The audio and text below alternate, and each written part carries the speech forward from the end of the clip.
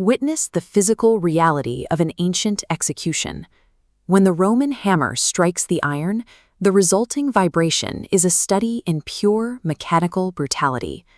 In the 1st century, justice operated on a specific, rigid baseline, an eye for an eye. The Roman soldiers performing the execution and the priests watching it were moving within a transactional moral framework, where pain was the only valid currency for a crime. When a human body experiences this level of trauma, biology dictates a predictable response. The executioners were trained to expect screams, curses, and the deep, desperate bitterness of a victim lashing out. Then comes the elevation. As the cross is pushed into the thick, dusty air, an unbearable tension settles over the hill. The crowd watches his chest heave, staring at his parched lips, waiting for the expected explosion of hatred. In this suspended moment, the ancient cycle of vengeance reaches its absolute limit. The entire system is braced, waiting for the victim to reinforce the cycle with a final act of spite. But he doesn't look down at the soldiers rolling dice in the dirt. He looks upward, toward the divine source, and whispers, "Father, forgive them."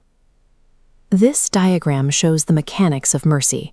It requires an internal boundary capable of absorbing trauma's kinetic energy without reflecting it back. The jagged edge of hatred enters, but is neutralized at impact, replaced by a distinct outward pulse. There is a stark contrast between the physical and the internal here. While his body is completely immobilized by iron nails, his mind performs a feat of unbroken control to redirect his response away from retaliation. By refusing to let the cruelty dictate his reaction, he strips the executioners of their power. The cycle breaks because he refuses to provide the momentum required to keep it spinning. Then he provides the reasoning, "For they know not what they do." This phrase marks a complete departure from how a courtroom or a crowd views a crime. He redefines the nature of the people killing him.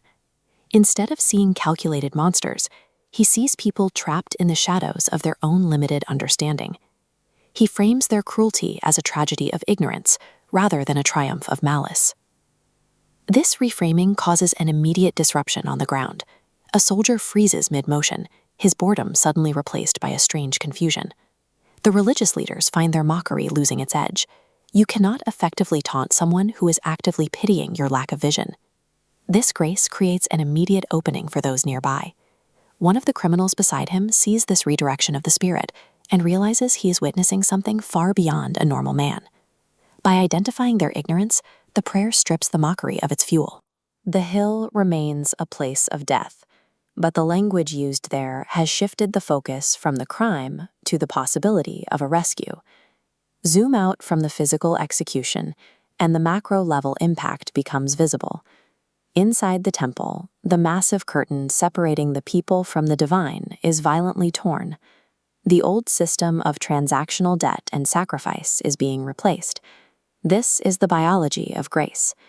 The act of forgiving releases the spirit from the suffocating cage of ongoing trauma, preventing the past from dictating the future. These 4 words provided the foundational framework for centuries of human progress. They appear again and again in the movements of peacemakers and survivors who chose to absorb their trauma rather than pass it on. The prayer exists as an eternal standing offer.